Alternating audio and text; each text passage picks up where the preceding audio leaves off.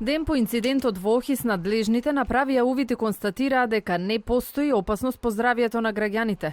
Течноста сега е собрана и одстранета, а во тоа на самото место надлежните ги уверуваше собственикот на Екоцентар 97, компанијата задолжена да ја собере опасната химикалија и да ја подготви за извоз во Швајцарија. Нема никакви штетни материи во воздухот, перзистентно она што брзо се распаѓа и во воздухот и во водата, така да нема опасност за граѓаните, тоа сигурно, тоа сакам да ги уверам граѓаните. Се утврдува зошто попуштил вентилот и се излеала водата со која се миеле цистерните полни со метил акрилат мономер.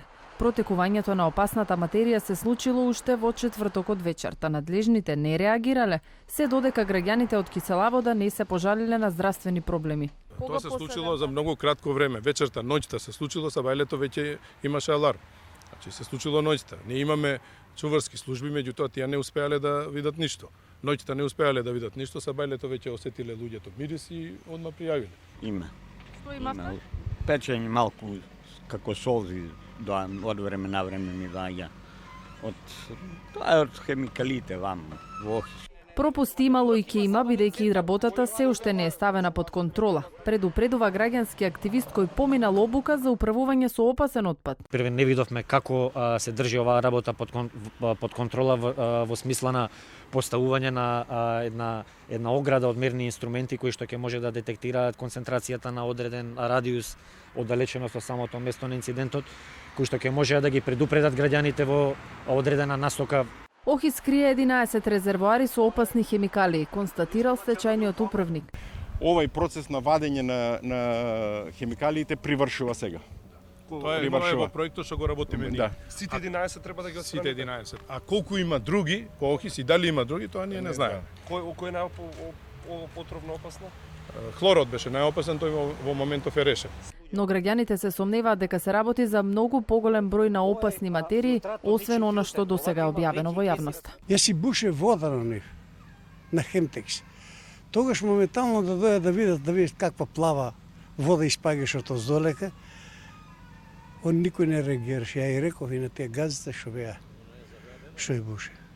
Плава е, чисто плава, знаеш како плава водата е.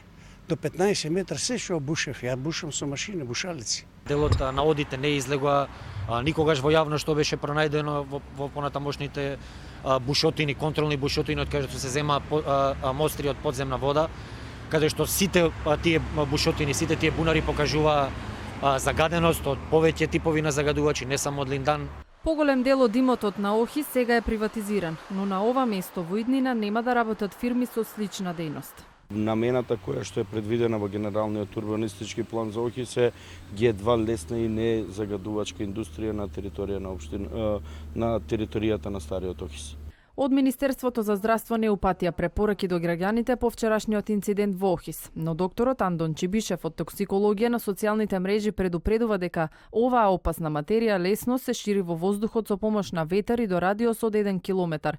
Препорачува 3 дена потоа да се избегнуваат прошетки околу фабриката, а можни симптоми се грчење на мускулите, алергии. Во меѓувреме во лабораторијата на Штипскиот универзитет се мерат штетите, а Државниот инспекторат за животна средина, откако ќе ги вкрсти сите извештаи од институциите, треба да заклучи каде бил пропустот и кој е одговорен.